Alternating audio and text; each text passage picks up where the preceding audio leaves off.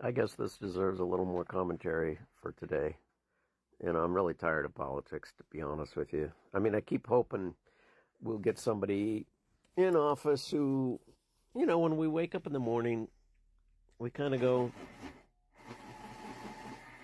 Some of us felt that way about Obama, but as time went on, I saw him supporting nuclear power plants. I saw him going for affordable health care when a lot of us wanted to see the Bernie Sanders approach, sort of like socialized medicine. Oh my God, socialized medicine. Can't have that in America. Can't have the ability for everybody to go see a doctor. Just people who can shell out $100 a month.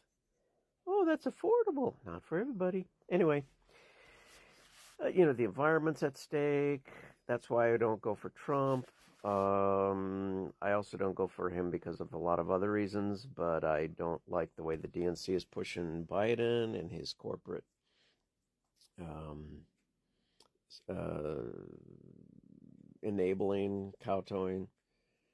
And I've said enough about that. So Marianne Williamson, Cornel West, Robert F. Kennedy Jr., all these people should be on the ballot. That would be fair. That would be a democratic process. Say what you will about a republic, whatever, it's still, we try to pride ourselves in having free elections. Free elections, as long as you vote for Tweedledee or Tweedledum or the lesser of two evils, and whatever you deem is the lesser of two evils. You MAGA people think that Trump is. You DNC types think Biden is. And a lot of us, about 40% of Americans, are sick and tired of the whole you get Pepsi or Coke when some of us want ginger ale. Bad analogy. Anyway, I just want to see those other guys on the ballot. Not just RFK Jr., Cornel, Marianne, everybody. The front runners. And those three, I believe, as far as independents and different type of Democrats that go, are the top tier. So I just, I was saying here, well, if it's between Biden and Trump, I will vote for Biden. Lesser of two evils is still less evil. I used to say that when I voted for Hillary Clinton when Trump was against her. And I didn't like her. I didn't like Trump. I still don't like Trump. So, I'd love to see Marianne as our first woman president. There's something about Kamala Harris that just doesn't rub me the right way. She's got a lot of things like a woman's right to choose, which is very, very appropriately well platformed. So I'm not against her on that. But again, all this kowtowing to insurance companies and corporations, it's gotta start. They've got to start being held more accountable in our country. The EPA is not what it should be. Somebody like Bobby Kennedy would put all those things back to order. And just listen to him. Don't listen to the pundits that say he's a conspiracy theorist or he's crazy or wacko. Start listening to him. And guess what? The Grady voice, because of his nerve damage in his throat, you get used to it. At first it bothered me too, and I thought, how can this guy run for president? Hey, you Bible believers. Remember Moses? Apparently Moses had a speech problem. That's why they got Aaron in there to talk for him sometimes. Anyway, I think Shanahan is not a bad pick.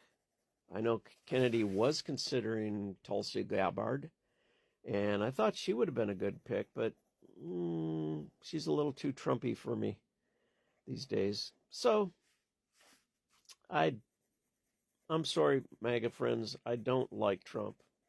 I especially don't like Don Jr. and his bloodthirsty lust for killing endangered animals in Africa. No siree. I don't want to see that family get back in the White House again.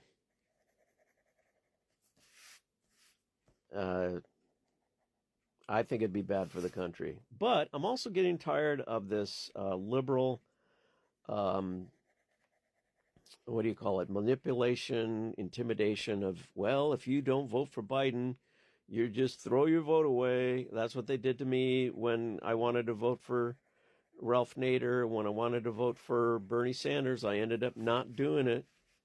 And I think since we still have about 5, 6, 7 months, a good ways before the final election comes in, we need I know I sound corny, but some kind of a revolution in this country where the news, the corporate-run media is shaking their heads going, oh my God, there's a movement in the country.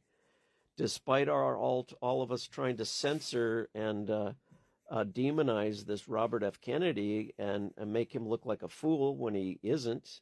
All you got to do is listen to his interviews on almost anything on YouTube, and you start realizing he's a lot more intelligent than people give him credit for, and a lot more informed on various issues, that he's not as extreme as people think he is on things like the vaccines and so on, that they go, you know what, this guy would maybe make a good leader.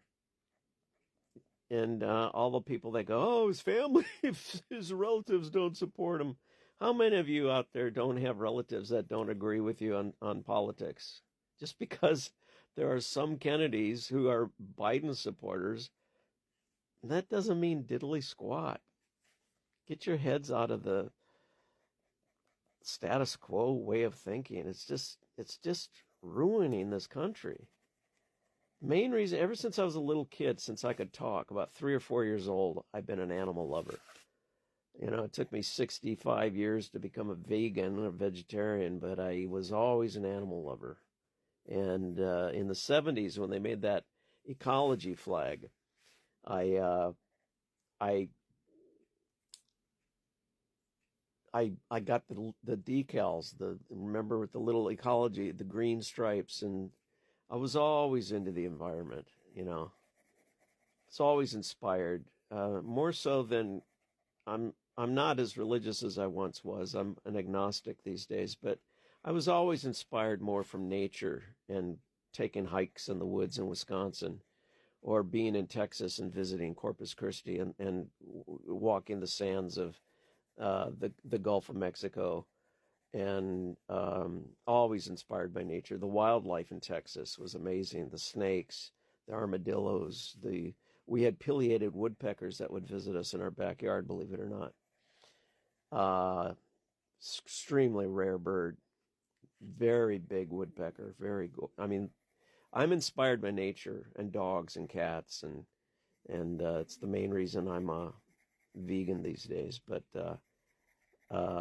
so the fact that Bobby Kennedy fought Monsanto and is fighting to get the EPA back where it should be, that he does not deny climate change, and you Trumpers out there, your leader denies what is scientifically obvious, that we've got a climate problem that we're mostly responsible for, human beings. So folks, get out of your clubs, whether it's MAGA or whether it's the DNC type way of looking at things, and get out of your clubs and think for yourself.